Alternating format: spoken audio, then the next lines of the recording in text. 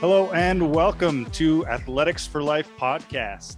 We're your hosts, Jeff and CD, and we run this podcast interviewing interesting people in the world of sports. This season, we've been mostly focused on athletic directors and specifically athletic directors throughout Asia. Our goal is to hit as many countries as possible in and around Asia. And today is no exception. We're going to a place where both Jeff and I have been before for different tournaments or events.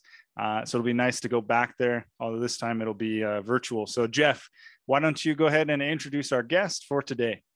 Yeah, thank you, CD, for this fabulous introduction. We are going down to China. It's down for us. We've been there many times. We're going to talk to Turner Neal. Turner is the Athletics and Activities Director at Concordia Shanghai, a really big international school in Shanghai. And we met Turner through the NYAAA courses. Awesome guy, lots to share. And we're very happy that he's on our podcast today. We've tried to get him on the podcast a few times, and now we finally made it happen. This is one you've got to watch. He's going to share so much with all of you. So I hope you're all excited, and we're going over to Turner Neal. Let's go. All right. So we're here with Turner Neal. Turner's currently in Shanghai. We were chatting a little bit before we started recording. Turner's also from Minnesota, like myself. So Turner, why don't you go ahead and just tell us a little bit about yourself? How did you get from Minnesota into the world of international teaching and into becoming an athletic director? Yeah, for sure. So I really appreciate you guys having me here today on a beautiful Sunday in Shanghai. I got my hoodie on. Unfortunately, I missed the memo on the polo. Otherwise, I would have gone and thrown my polo on here, gentlemen. So I'm from Minnesota, grew up in Northfield, Minnesota, and then lived in Minneapolis. I was an athletic director in the US, in Minnesota for 7 years before coming overseas with my wife. I'd always been aware of the international school community growing up because I have a lot of family that have done this. And so my aunt and uncle primarily had lived and worked overseas for many years. Had been to The Hague in New Delhi in India, ASIJ in Japan. Now uncle is in Uganda. My aunt is still into ASIJ. My cousins grew up and went to international schools kind of throughout their life. So it was always something that my wife and I had wanted to do. Finally kind of threw our hat into the proverbial ring a couple of years ago. This is our fourth year in Shanghai and fourth year overseas. We came directly to Concordia. So I'm at Concordia International School Shanghai. I'm the director of athletics over here. We were super excited to get to Concordia. It's a great school. And it was just an incredible opportunity for us, and especially I think for kind of our first international posting. It was a great school for us to get to. What was the biggest change for you, going from a US-based AD to a more international-based AD? Yeah, I think there was a couple really big things that I've really looked at before. Like one is the maturity of programs, to be honest. And so I think that piece is really interesting. I went from my budget increased dramatically, right? I mean, in the US, every dollar was accounted for. If I'm going to raise fees by $5 for a student, I'm looking at that level of detail, and everything is really, set up very efficiently and officially in that sense. Came overseas and effectively was given, I have a very substantial healthy budget here in the millions of RMB. And I had 4 budget categories, and that was brand new to the school. And it was like people, stuff, miscellaneous, and APAC, which is our Asia Pacific Activities Conference budget for like events and stuff like that. And it was like, yeah, those, this is new. We're just trying budgeting now, and so that was a really interesting change for me. I think the change in the actual programs was also significant. And so in the US, probably 80 or 90% of my coaches were external coaches. the stipends or the pay for like a varsity head coach position in Minnesota where I was at wasn't a small number. It was $6,000-7,000 US dollars for a position, and so if I posted a position, I'd give teachers kind of first opportunity. We wanted our teachers involved, but for the most part, they didn't get involved, and we had some really outstanding kind of external coaches come in. Here at Concordia, I think that we look at using vendors, but it's very much a teacher-based system. It's a part of the contract as an international teacher that they're going to be doing some coaching or advising of CCAs, which are our co-curricular activities, comparable to like ASAs, extracurriculars, whatever. And so that part was also very different. You have to take more time. It's just, you have to develop a little bit more, I would say. In the US, this isn't like a good thing, but we would fire coaches, with regularity. If a coach has 2 or 3 bad seasons, it's quite easy to kind of let them go. And you post that position up and you've got 20 new applicants, high quality applicants, and you kind of can move in that way. Compared to here where, it's not like that really, right? It's you're working with teachers and us as the AD have somewhat limited ability to kind of make those moves. And so it's looking at what you have and trying to figure out ways to help those people grow. And then we're still looking at different ways on how we can supplement our coaching staff with outside providers here. But kind of the legal aspect of that and the cost aspect of that is also very, very different. One thing I would say is the same is that I think our students are very similar. So I was at a private school in Minnesota. My school had a dormitory, and so we had a fair number of Chinese students living in our dormitory. So I was used to that, used to living with third culture kids, used to living and working with people that are academically focused primarily, just high achieving, high quality students. And so that part has been really similar for me. And that's what I've really enjoyed actually, within my job here at Concordia, probably the most is we've got some great kids and I love working with them. I'm curious, I've noticed, I wasn't an athletic director in the States, but I did coach quite a bit before I moved internationally. And in the States, you would have practices every day of the week. Some sports, you would have morning practices. You'd have tournaments every weekend. You'd usually have a game during the week or sometimes 2 games during the week. How is it at Concordia? And did you notice a big change from going to a program in the States where it was kind of a sports centric culture to now being in China where, maybe sports are a big thing, maybe they're not, depending on your school? How has that changed for you? Yeah, so it's that you're right. That is significantly different. I think that the athletic directors before me at Concordia did a really nice job developing, especially that high school program, and so there wasn't as big of a difference there. I think in Shanghai, especially, we've got one of the best kind of local international school leagues, I think, in the world. I'm the chair of SISAC, which is the Shanghai International Schools Activities Conference.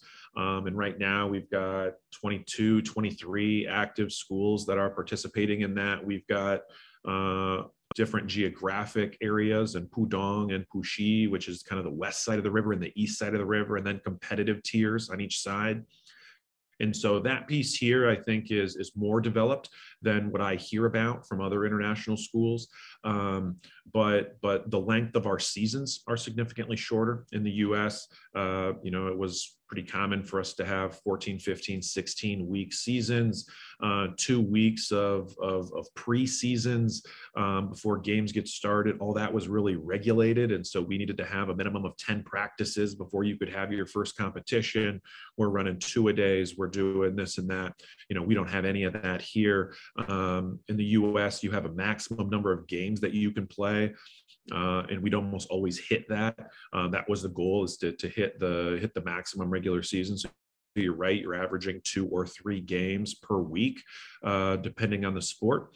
And so that's quite different than here. I would say, especially like on the girls' side. So our boys Our boys teams, they don't struggle to get games, but our girls teams do. And we've got some really competitive girls teams here, some amazing student athletes right now in our high school that are girls. And that's been a huge challenge. And especially with COVID now, the number of varsity high quality girls programs have really dropped here. I think that's just, it's COVID, but it's culture too, and it's just it's valued a little bit less here. Title IX does not exist here, so we do have international schools here in Shanghai that we compete against that they didn't have enough girls. They just dropped their girls programs, and so they still have like a boys basketball program right now, but they do not have a girls basketball program. And in the U.S., I think like that just wouldn't be allowed, right? And so there'd be a lot more pressure on those schools to put girls in uniforms effectively. And so that piece is really different. Here are our seasons, instead of like 16 weeks, which is pretty common in the US, our seasons are generally like 9 to 11 weeks long, oftentimes with a gap in between. So we also have a lot more holiday here compared to what we had in the US, where like our sports teams respect the holidays, I guess. Like we always would have a Christmas tournament in the US for our basketball teams. We wouldn't play on Christmas Day, but we'd play in between kind of Christmas and Chinese New Year. And that doesn't happen here, right? And so we played like 6-7 weeks before our Christmas break. We go on break for 2 whole weeks. Our teams here practiced, but I think that's somewhat rare. I think most of our competitors did not practice during break. And then we had 3 weeks coming out in January before we transition over to our season 3 sports. Our high school teams here practice 4 times a week, which is a little bit more than I think some other schools. We do 4 times even for our junior varsity teams. Our middle school teams practice a little bit less. Our 7th and 8th graders are practicing 4 hours per week in 2 2-hour sessions. Our 5th and 6th graders are practicing 2 1-hour sessions. And then we really don't have a well-established elementary school program here. And so that's kind of my big goal for next year. And then I'm working on right now is how can we establish kind of a comprehensive and competitive middle school program? And then how can we bring some skills training down to our elementary school? And so I would like to see kind of what we do at the middle school now, which is non-competitive skills-based training. I would like to bring that type of programming to our elementary school, and then have kind of a middling program that helps transition kids from skill-based, non-competitive to a competitive but still friendly environment at the middle school, so we can transition a little bit better. There's just such a big gap, I would say, between the 7th and 8th grade sport here and then high school 9 through 12 sport. We go from coach officiated, not recording scores, no trophies. We go from that to sending kids. I mean, we're not right now, but in the past, flying kids out to 2 tournaments per year, staying in a hotel, where there's a lot more pressure. And so to me, that gap is a little bit too big. And so we're trying to figure out how to kind of balance that and scaffold that a little bit better. Yeah, the primary programs is always you focus on those high school kids and the travel, and we're so busy with visas and stuff that the primary school kids are sometimes, forgotten a little bit, but it's also a focus. In addition to that, can you talk a little bit more about your role specifically? Are you the head AD, or do you have assistants, and also how big is the school? A little bit more about Concordia. Yeah, so Concordia's got probably 1,250 this year, 1,250, and that's fairly balanced across early childhood, elementary, middle, and high. So we've got 4 divisions at Concordia. I'm the director of athletics, and so I oversee the entire athletics program. Right now, that's in high school and middle school. We have a director of student activities who helps manage all of our CCAs, which is our other clubs. And so they've offered some programming in the elementary school for sport before, but it was still in the same, it was structured the same as the other clubs. And at our elementary, What that meant is that they had a 6-week season, 1 hour of skills per week. So it was like a 6-hour program for a sport. And so they had offered some sports before, but it wasn't, where maybe I would like it to be, but I worked with her to figure out kind of how to manage that. I'm also responsible for our APAC activities in the high school. And so I work with our choir and orchestra and band, different fine arts. We've got a forensics program here as well. And so I work with those folks pretty closely. And then have some other, we do some, in the past, we would do a lot of facility rental. One of the things I've started now, comparable to that is what I call CAP, Concordia Athletics Partnership Program, where we're looking to partner with high quality vendors here in Shanghai to provide our kids kind of outside training. And so that may be on our campus, it may be off of our campus, and we're trying to kind of reimagine what a facility rental program would look like with outside groups. Within my department, I have an assistant. He's Chinese. He primarily he helps with like facility management. He's the man. He's incredible, and he works with all of our local staff on making sure our facilities are clean, that all of our stuff is set up. Working with like our moving people to get games put together. He does like all of our official assigning and gets those people in, make sure they get paid, really helps manage a lot of that stuff. Then we've got a secretary in our office who helps with a lot of communication, calendaring, that sort of stuff. We have a full-time athletic trainer, and so that's a huge thing for us that we're really excited about. And so she came in with me. We'd had an athletic trainer before that, but our current athletic trainer came in with me 4 years ago. She was a collegiate athletic trainer at Concordia Irvine in California prior to coming over here. And so she's fantastic. And then we also have an aquatics team. And so we have a director of aquatics. And then we have 3 full-time, actually two full-time, 1 part-time professional swim coaches that run an aquatics program. And so Concordia does not have a pool on campus, but we partner with, it's kind of like it's called the Embassy Club, but it's how I describe it is it's a country club without the golf course. And so they've got tennis courts, and they've got a pool, and they've got different kind of athletic facilities there, and you pay to be a member, etc. So they've got a pool, and so we use that pool for both our club sport as well as curricular swim, and that's like a 10-minute walk from our campus. And so our kids have morning kind of swim practices. We do curricular swim during the day, and then we do some after-school swim over there as well. And so our swim program are based out of Concordia, but are kind of walking students back and forth to that facility throughout the day, and providing kind of a high-quality swim program for them. You mentioned CAP, I think it was Concordia Athletics Partnership Program. Yeah, that's right. How does that work? How do you kind of identify outside clubs? Do they come and use your gym, or is it just like anyone who's interested in extra basketball trainings, here's the contact for so-and-so basketball club? How does it work, and how do you get that started? Yeah.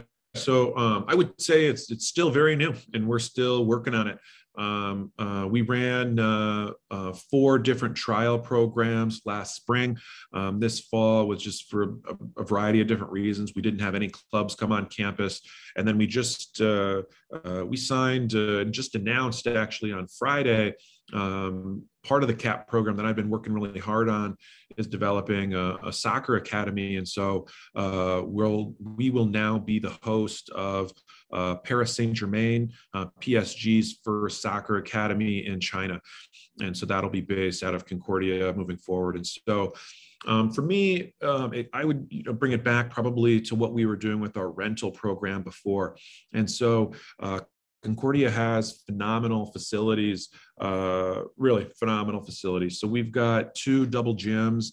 that have hardwood floors. When Team USA was in China for the FIBA World Cup, they practiced at Concordia.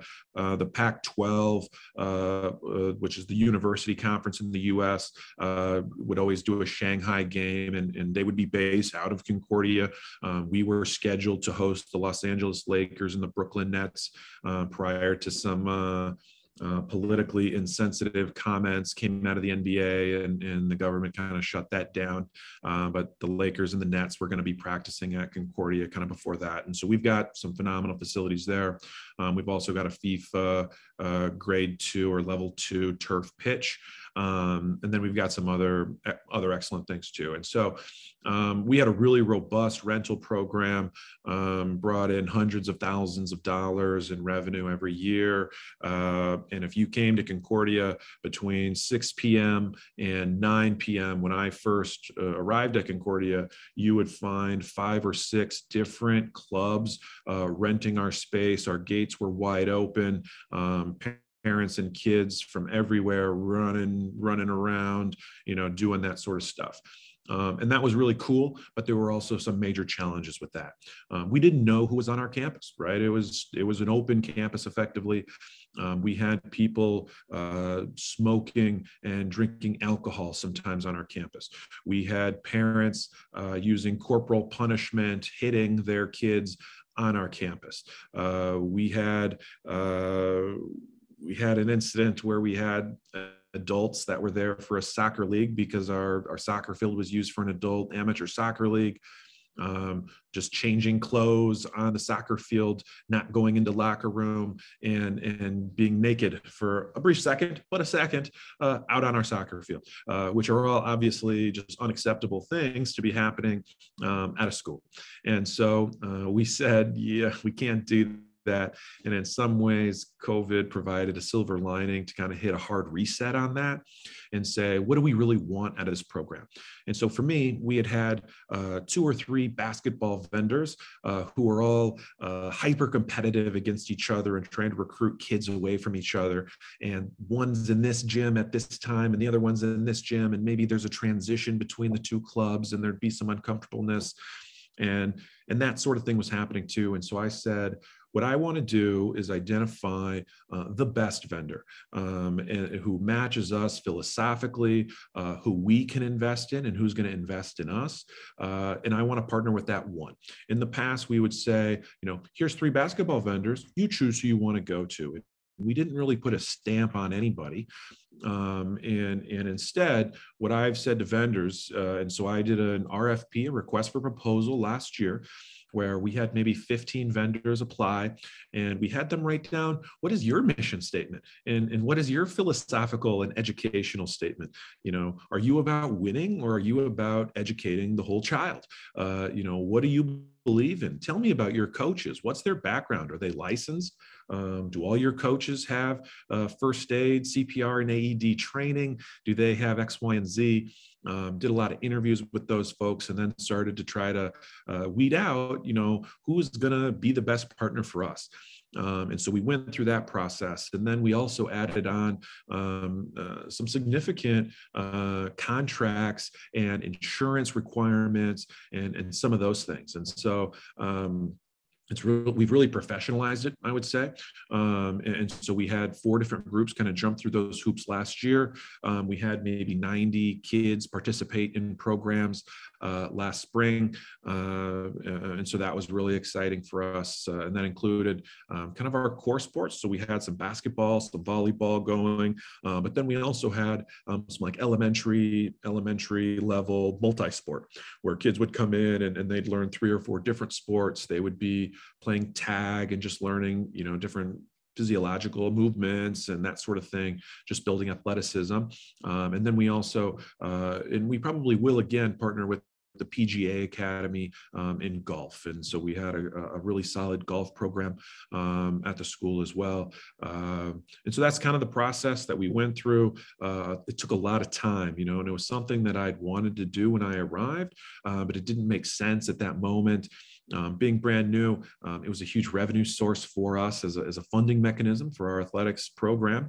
But again, COVID gave us the time to invest into that and to really think about what we wanted that to look like and to go through that process. But it also gave us kind of the hard reset button that we really needed. I'm sure at other schools, I think people want to do that, but there's a lot of politics involved. There's a lot of budgeting, financial reasons or complications to make this happen. But I think it's worked for us, and what we've tried to do is this PSG deal. Really, I mean, we talked with lots of clubs, and it was probably a year's worth of work that finally got signed, and we're going to be opening it. Of course, now with COVID in Shanghai, we'll see what we can actually do. For now, I mean, long term, we're confident in it. It's a 4-year commitment to each other, and so we'll have time to develop it out. But my hope is that we can take that work and kind of have a turnkey situation. So it's really easy for us to flip that contract around, flip those requirements around, and just redo that process again, because so much of the work is in developing the process. And once you've been able to manage that side of it, group number 2 should be significantly easier. Group number 3 should be easier than that, and now my goal is to start identifying again, and I've done a lot of this work already, to be honest, but get out to the best basketball club, find the best golf club, which I think we have, find the best volleyball club, find the best, start running more surveys for our families. What are you looking for? Who else can we bring in? We know some fencing. I've met with 3 different fencing organizations. We've got some tremendous fencers at Concordia.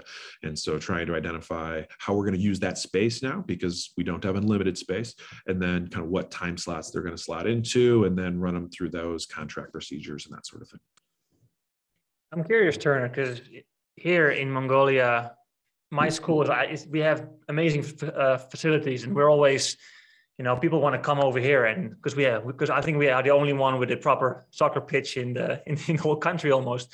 How do you balance that? Because this must be a massive part of your job almost, right? Like, you're busy with this a lot, it seems like, because you're opening. And also twofold on that is, how much of it is income, and how much is it of promoting the campus for Concordia? Is that a big part of it? Yeah, it's both. So, I think there's 2 ways to think about the financial side. One is the direct revenue that you're getting from these groups being on campus. But 2, and what I've tried to argue to my team, and I think we've argued it fairly successfully, and I've got excellent support, frankly. My head of school from last year, Dr. Doug Grove, he's now at Concordia Hanoi, was a big advocate for this. Our current head of school, our current CFO, are supporters of this idea that long term, and then so what I didn't talk about is we've also created some incentives for the programs, and so we've talked with clubs about saying, like, we're going to take a percentage of the revenue that you're generating. So it's not going to be a flat rental fee, but we're going to take a percentage, and we're going to have a sliding percentage. And that's going to be connected to the percent of Concordia kids that you have there. And there's going to be a sweet spot. And so for me, what I think that sweet spot might be is like, I don't know exactly, but like 50 to 66%, 50 to 75% are Concordia kids. And the reason for me why that's the sweet spot is I do want students from other schools coming onto our campus, seeing what we have. I want them developing friendships with Concordia students. I want them to be a part and to see our community. And in the long-term financial play, probably for the school, is if you can convert 1, 2, 3 of those, that's probably a year's worth of rental income in tuition. And if those kids get to our campus, if they enjoy it, then that's a good deal for them. One of the other things that we're trying to do with CAP is one of the challenges that I have found with vendors is they charge relatively high hourly rates here. And one of the reasons for that is that they've got to move around, and they're limited in how many hours they can work during the day. So they need to make a living. But if I can only work 4 hours a day, I've got to charge twice the rate as if I'm working 8 hours a day. And so one of the things I've done with the vendors is encourage them, and we want the highest quality vendors, like I said, is there a way for us to work with you so that you can come and become a technical coach for my athletics program and then immediately turn around and offer your own program? And if you give me an outstanding rate to coach for me, so I'm not paying you, what you think your hourly rate is, I'm going to pay you a third of that probably. But if you do an awesome job, you've got a captive audience, and now you can convert those kids into your evening program or into your private lessons program where you can really make your money. And now you can be based out of Concordia. You can be here from 3:30 until 9 p.m. every day. You don't have to get into a car or a subway and drive halfway across the city to get more clientele. And so that's a better situation for you as the vendor as well. And so that's a big part of it as well, I think, is trying to provide kind of the best coaching for our parents. I think there's a lot of parents out there that want good coaching, but they're busy people. They have big jobs if they're at our schools, and they don't have they potentially don't have the knowledge nor the time to be able to vet out which of these programs or athletic coaches are the best. And that's what we're good at, right? As ADs, that's our specialty. So if we can do that service for our parents, I think they appreciate that a lot too. And again, my hope long-term, don't know, if this will happen. This is a 5-year play, that some of those kids will convert over to us.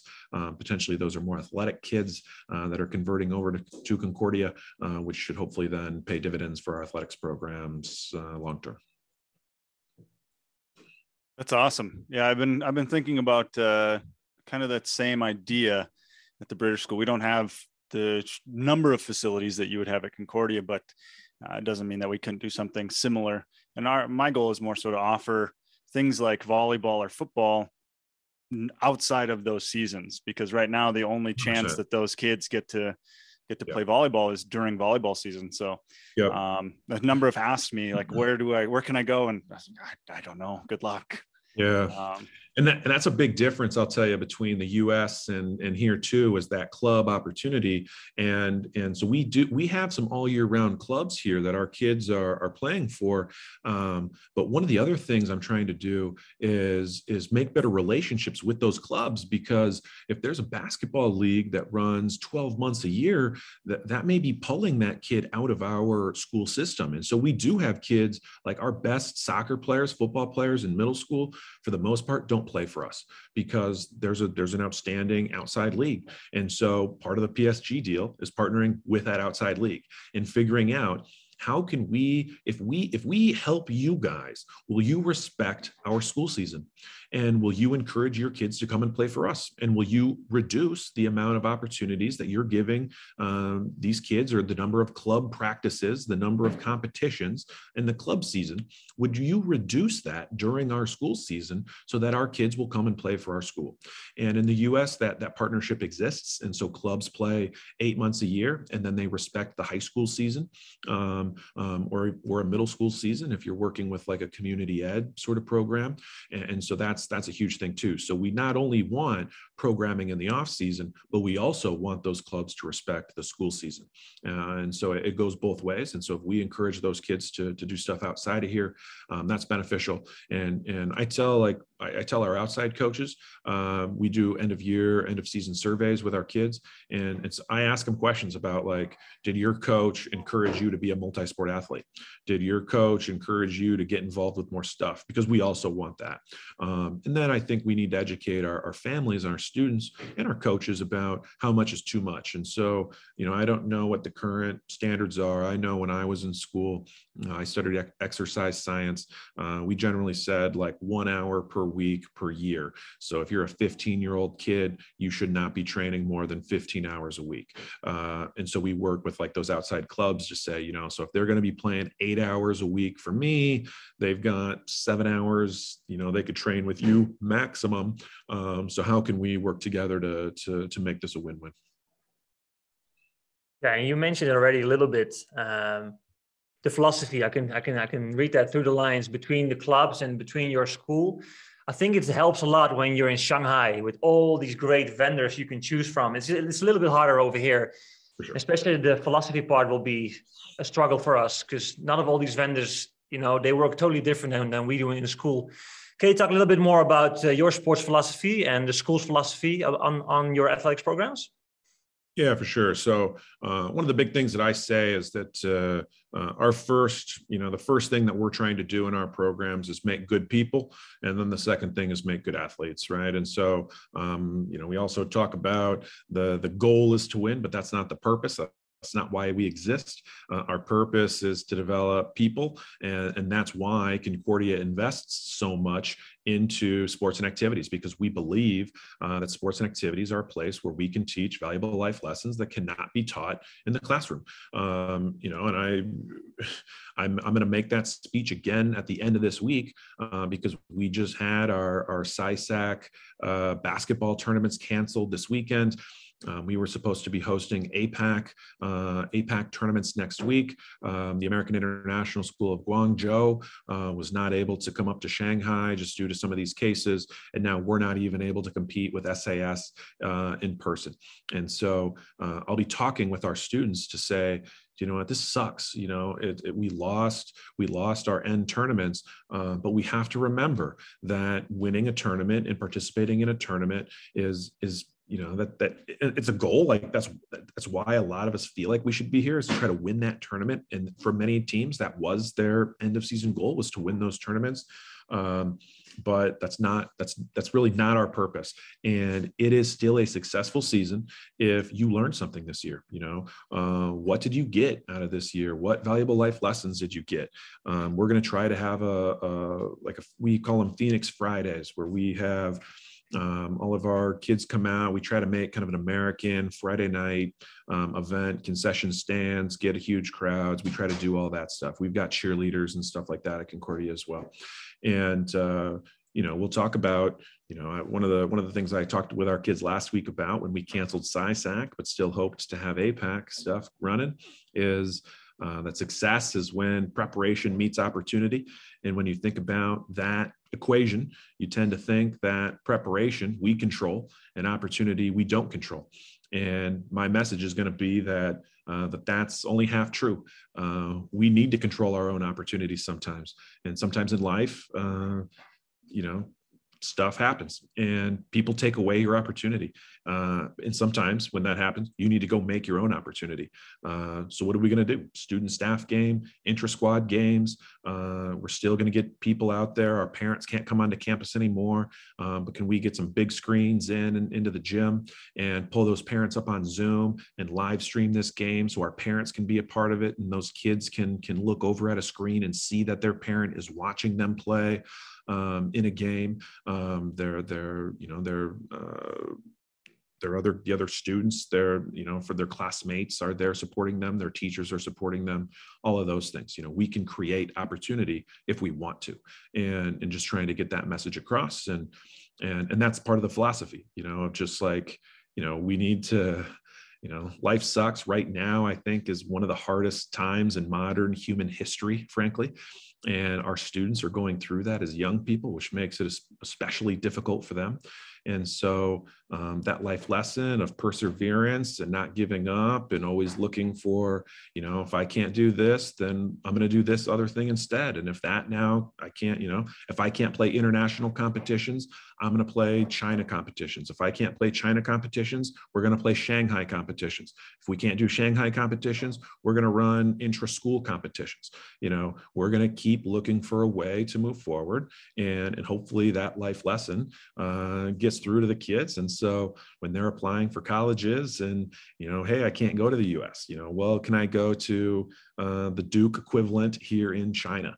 Can I do this online? Can I do that, and just get that mind frame of we don't give up. We always keep fighting, all those different things. And so that's really the philosophy that we bring to sport, and that we believe those are the life lessons that we want kids to walk away from and apply to their lives. And so that's a huge thing for me. And we talk with our vendors about that too. And so we want them to kind of push those buttons. And if we involve vendors in our own programming, we think we can train them up so they're echoing those things in the club world. And so our kids are always hearing it. I think we try to educate our parents on this, because if our parents and our coaches and all the meaningful adults in their lives are preaching these messages, I think the kids will get it, and they'll be able to apply it, and we'll be better off for it. No, that sounds great, especially making your own opportunities and I think we do that as ADs. We're always looking, okay, what can we do? What can we do? What can we do? But then just including everyone else in that conversation, so they're of the same mindset. I'm curious. Jeff has been the chair of our local league. I'm currently the chair of our local league, UBAC. You're the chair of CSAC.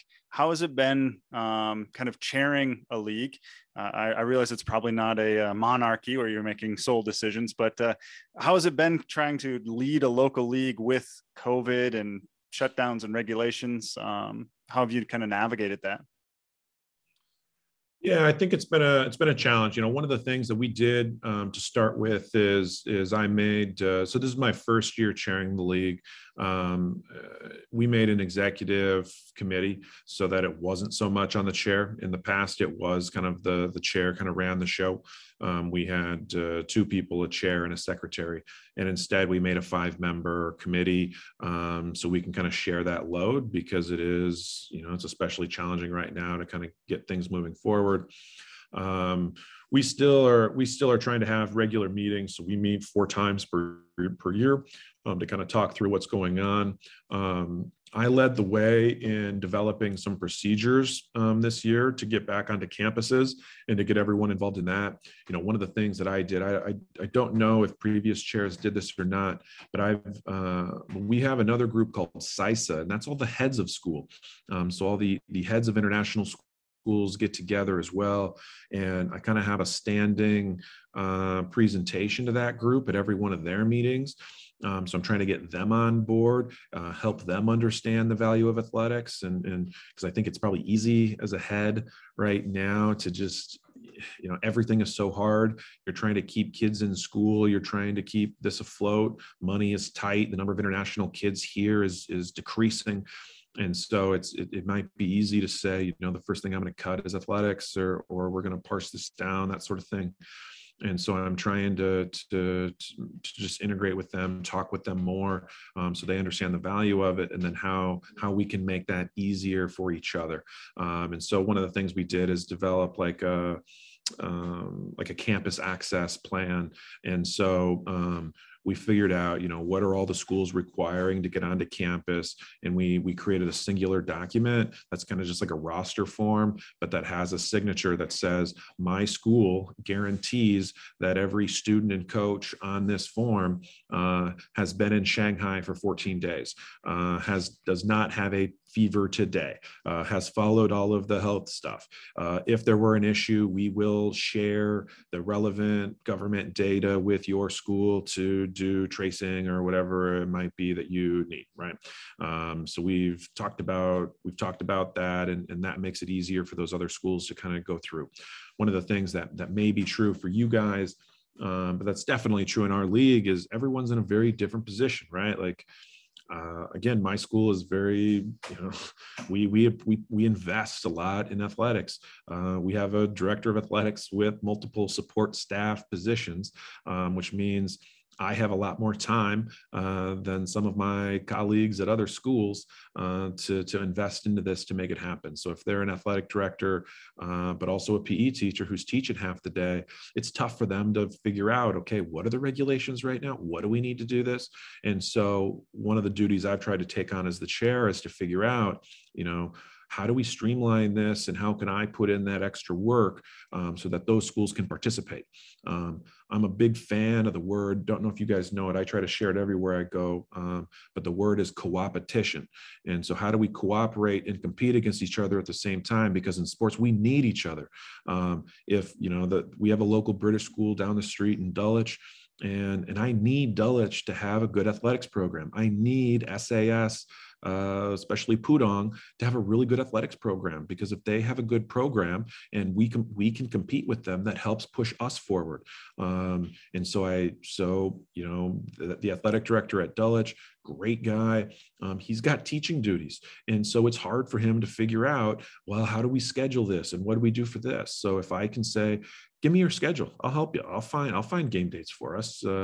You can't host right now because it's too challenging to get people on your campus. We'll host everything for you, and when you guys are able to host, we'll put these in the bank. So I know that I've hosted you 6 times in a row.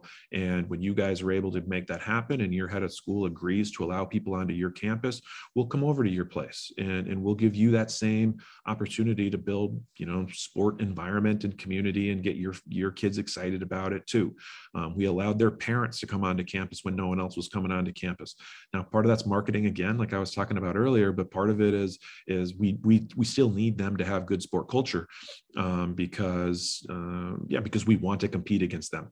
And we're in a terrible spot as a school if we're head and shoulders above everyone in terms of like having these processes down just because their ADs don't have the opportunity. Frankly, it's not the ability. They just don't have the opportunity or the time to be able to put that work in. And so that's what I think one of my main jobs is to figure that out. And then I think it's also to kind of lead by example. And some of the things I was talking about earlier were sport philosophy. I think it's really easy to kind of say, well, COVID happened, we got to shut it all down. But we didn't do that, right? So this weekend, we were supposed to have 8 basketball tournaments and sites running across Shanghai. And one of the 8 was willing and able to move forward because they had a 4-team tournament. So it was I think it was the JV boys plate, which means it was, I think, the 9th, 10th, 11th, and 12th best JV boys programs in Shanghai.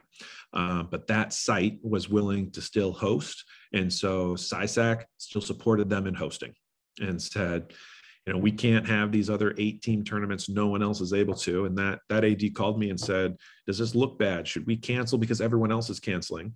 And I said, no, if you're able to host and if we can get, and they're not even my kids, but if we can get 48 JV boys out to play basketball, that's a good thing. And let's make that happen. And so we continue to support where we can, and to support where we can. And again, I think that's good pressure, frankly. And so if they're able to host that tournament, maybe it makes some other sites think about that. Well, if they're hosting, maybe I can too, right? And so that's one of the other things that I think is really important for us to be doing as league chairs right now. Yeah, and you realize even more now these days, Turner, how much you need the local competition. Because if there's no travel, and the same for us here, we've been really pushing the last 2 years, I guess, CD, 2.5 years, to get more local schools and international schools joining our league and doing some coaching PD and stuff to get them better, because our kids need that right now because there's no travel for us. And that's the same for you guys probably. So yeah, definitely. That's really good to hear. Neil, Turner, we met through the NYAAA training. So I'm curious, what else do you do for professional development? What are you working on, and what do you seek in professional development for your job? Yeah, I've done a lot of the NIAAA stuff, and I'll continue to work with them. I get a lot from, I try to take those opportunities when I can and go to those classes. But I also get a lot from helping lead them. So like last year, myself and Scott Hasek, who's the AD at SAS Pudong, created like a Shanghai AD. I don't even know what word we used, but we taught NIAAA classes here, and then we got a bunch of the bilingual and local school ADs to come to that. So that was really cool. And I think I learned a lot from just sitting around and frankly, just having these sorts of conversations with people. I'm talking a lot right now because I'm the guest, but when we do these, I love to hear what other people are doing and what ideas they have. In the US, you have to get coaching. In Minnesota, you need to get a head coaching license now. I had to do that and had to go to a lot of trainings just every like 3 years. I had to go back and do that. That was through the NFHS. So I do a lot of NFHS courses for like coaching. I'm not coaching right now at Concordia, but coached varsity sport for a long time in the U.S. And still kind of maintain those credentials. And I just love kind of sitting around and talking with other folks about what they do and what they believe and what has worked for them and what hasn't, that sort of thing. I'm one of the co-authors on the 910 course coming out from the NIAAA. It's supposed to go out next year. I'm working with Nick DeForest out of Vienna, as well as Chris Mott at ISB in Bangkok on 910. And what we're working on is hiring, retaining, and developing coaches in the international school setting. So working on that a bit. That's a good question. Like for me personally, when I'm trying to I'm thinking about going back to school right now and doing some master's stuff. I've been pretty busy trying to run leagues here. This fall, Concordia hosted 4 APACs, which in a normal, that's like the maximum any school would host in a full year. And we did that in October and November. And so what that also meant was that Concordia is probably not going to be hosting any APACs this spring. And so it'd be a good time for me to go get some coursework done for like just college stuff, going back to school. We've got a partnership with Concordia Irvine, which has some really nice programming for like MAA stuff, Master of Athletic Administration and that sort of thing. So I've been thinking about that and may do that. But my biggest kind of PD is having these conversations with other ADs throughout the world, and in the US. I think the US is kind of operating right now. It's a very different type of operation. But I still have a lot of friends that are ADs in Minnesota right now and talk with them regularly. Love chatting with Doug Kilgore when I get the opportunity. The Bowtie AD man, he's awesome, and I'm able to chat with him every now and then and understand what's happening in the US. And we can get some good inspiration from those folks too. Oh, that's awesome. Doug was actually our first guest on the podcast. He was great. Yeah. He even did we asked him if he would speak. We had a Coaches for Coaches PD session last year. And he's the best. Set up multiple cameras, and it was way more than what we had anticipated and asked for, and it was just phenomenal. So we're getting towards the end. We've definitely eaten up a lot of your nice Sunday in Shanghai. So just one last question. What would you say to maybe some ADs out there, maybe some newer ADs that might be struggling, whether it's in a new program or just with COVID or whatever it might be? What are some tips that you would give kind of fresh or beginning ADs? I think it's a process. I think it's, Frank, I think one of the things that people have struggled with, and it's important, like earlier in this conversation, I talk about, you got to push forward, you can't quit, that sort of thing. But that is not to say that it's okay to feel defeated and be emotional and have those struggles. I think we all do that, and we need to recognize that and own that. I talked with a couple of my coaches who were really feeling bad this weekend. And we all have different ways of coping, but you got to figure that out. I definitely shed tears in my office this week when we were learning that all these things are canceled. For me, it's like, I'm going to go stand in front of a bunch of kids who have been working really hard and tell them that they can't do it. But I absolutely still feel that 3 years into it. So for me, on Friday night, we've got some canals near here, and I went down to Family Mart, which is the equivalent of like a 7-Eleven. And I bought a couple adult beverages, and I just went and walked and listened to music for about 2 hours and felt down and felt sad about the situation and how crappy it all was. And then started thinking, what can we do next? And was able to kind of go through that emotional process and figure out, okay, So if we can't play those games, what do we need to do internally? Okay, if I want to have a great experience for our kids, why do they do it? And that's a question. If I'm a new AD, like, why do I do this job? Because an AD is not a 40-hour-a-week job. No AD position's a 40-hour-a-week job. And so why do I do it? It's because of the kids. Why do the kids want to be involved in sport? Yeah, they want to win, but more importantly, they want to have experiences. They want their classmates to see their sacrifice. They want other people to be there. Okay, so how do we create that event?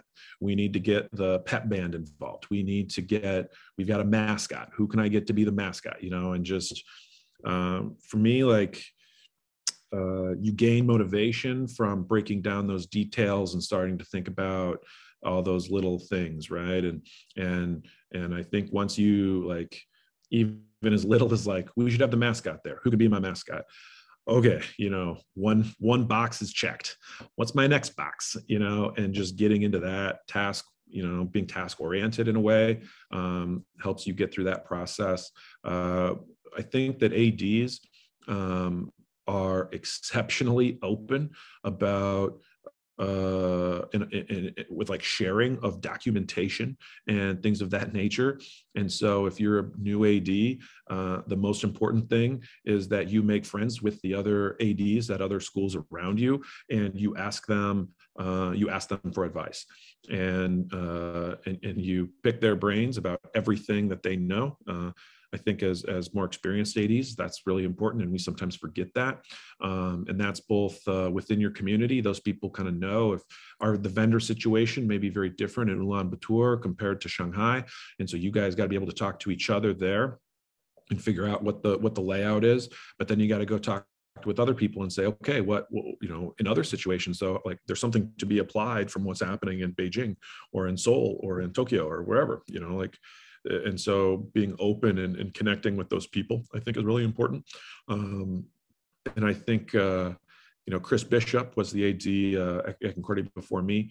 And one of the things that he impressed upon me is when I came, I did a fly in to Concordia, but I had accepted the position and everything, but flew in and spent about a week with him in the school.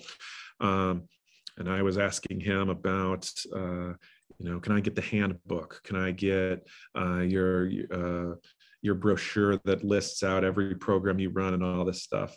And during that week, he just kind of kept stopping me and saying, relationships.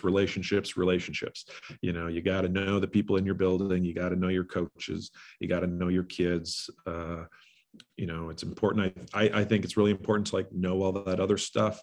But you also got to make sure that you invest in the people that you work with, because ultimately, as an AD, we don't have 40-hour work weeks, but neither do our coaches, and neither do our students. And it's about understanding and being able to empathize with them and know what are the right buttons to push and what levers to pull to get those people to show up with a smile on their face and be able to do their job well. Because ultimately, as an AD, like, if our coaches don't do a good job, if our event staff, other workers don't do a good job, we're screwed, because we really rely on them to execute.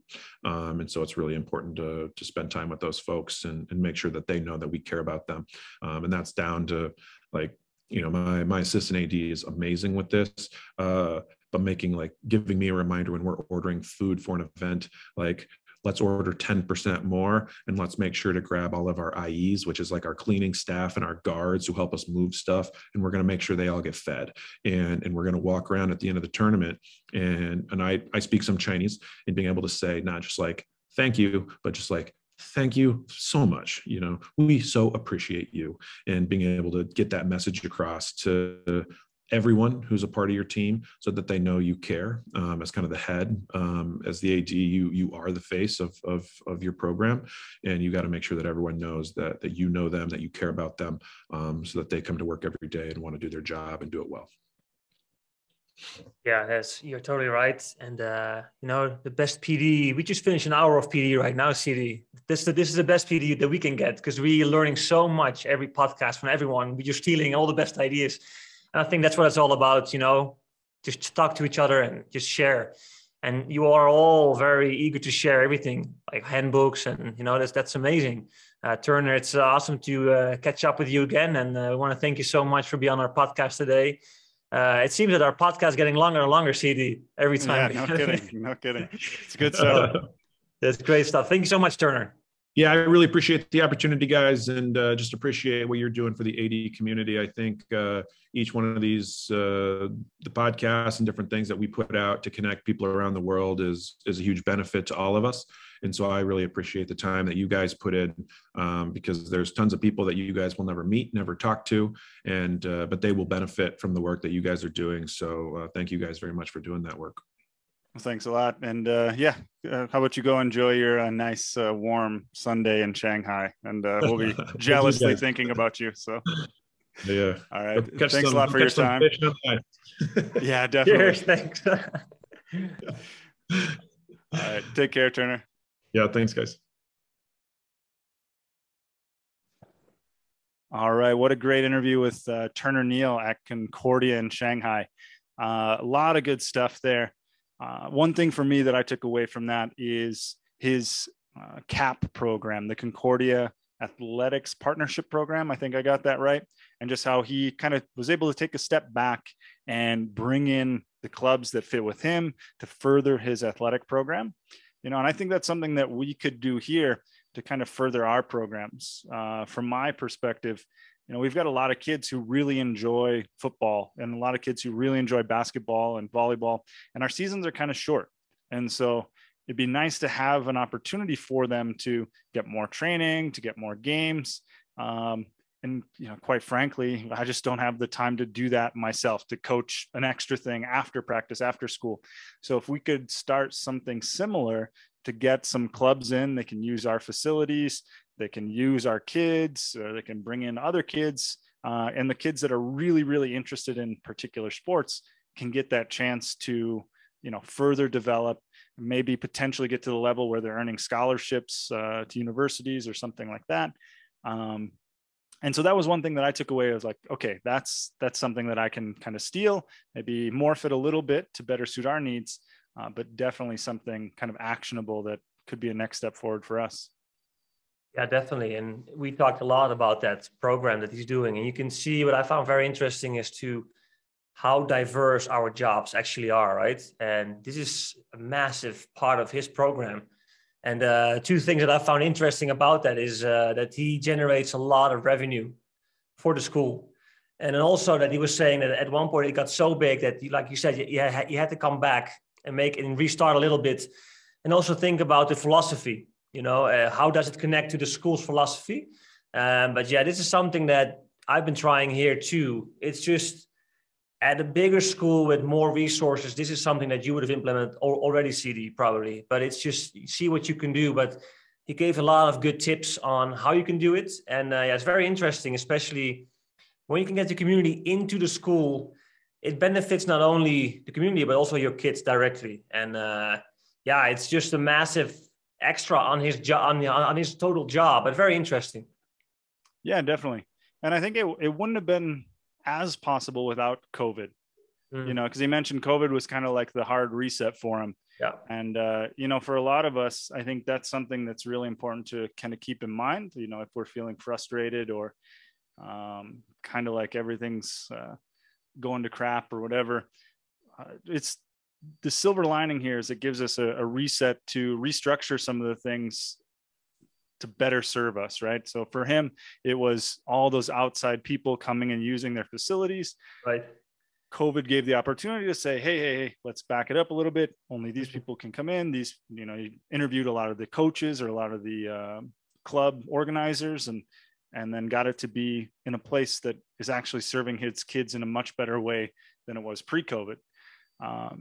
So I think for us and for any other athletic directors, just kind of keep that in mind. If there's something that you've been wanting to do or wanting to change and it's just been hard culturally or because it's always been done that way at your school, this could be your chance to make that change and to do something a little bit different from now on. Yeah. And also like you don't like these, we talk to these ADs and some the last two were at very big international schools. So you don't compare yourself to those kind of schools. You take little things away from it.